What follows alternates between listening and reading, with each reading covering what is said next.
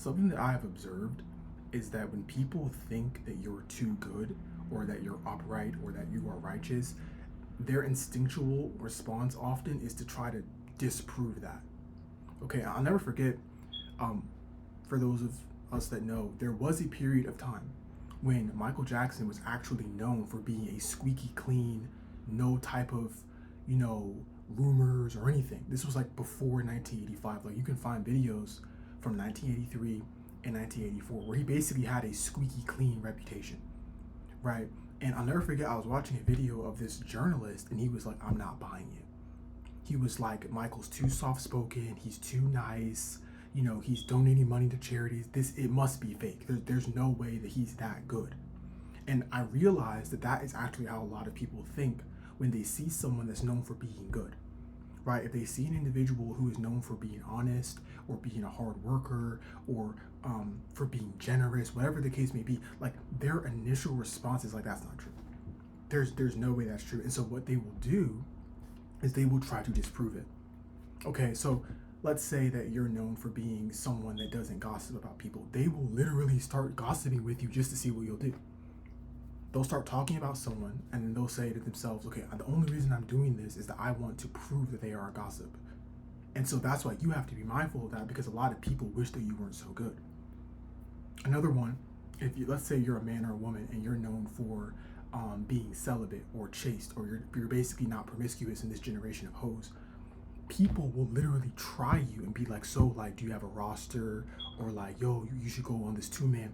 They're specifically targeting you because they have heard or they know that you're not like that, but they wish that that wasn't the case. They want to disprove it. Okay, another example could be that maybe you're someone that's known for eating healthy, right? You take care of your body. There will literally be people that will order a Big Mac, a double quarter pounder with bacon, and be like, here you go, because they wish that you didn't eat so healthy. They wish that you just put whatever goy slop into your system. Okay, and so the point I'm trying to make here is that when you understand, because most people that love to say things like, I have a good reputation or I'm good, they know that. Most people are pretty self-conscious of that, right? And so if you know that you're someone that people look at as a quote unquote higher standard, right? You have to be very, very vigilant in terms of making sure that people are not trying you. Okay, because I'm going to try to use an example of a company, right? Like, let's say there's a company who's known for making the gold standard of something, right? A prime example is the iPhone, right? Like, for those of you that don't know, the best-selling smartphone of all time is the iPhone 6. It's sold over 200 million units. And then, of course, a lot of us knew there was Bendgate, right, where the phone was literally bending, and a lot of people did that because this was a phone that was selling at a rapid rate, making Apple record profits. It was known as the gold, or the standard, or the flagship of Apple. So what did people do? They wanted to disprove its quality. They wanted to prove why it shouldn't be so popular. They looked at the success of the product and were like, yeah, let's make sure that we can find something wrong with it. Right? It's crazy. That's how people are. And it's not even a matter of how they respond to people, it's how they respond to things.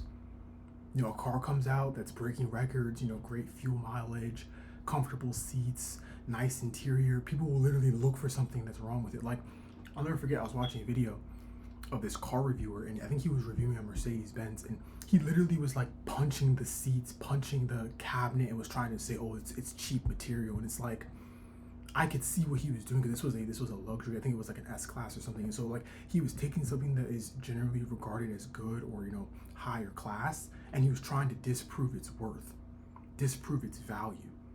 Okay, now the main reason people do this, but more so in like a human perspective in terms of why they do this to other people, is that people do not like being reminded of their mediocrity.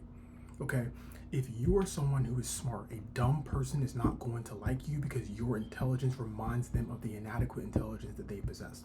Okay, and you are someone who has a great sense of style. Someone who does not know how to dress will not like you because your sense of style reminds them that they cannot dress.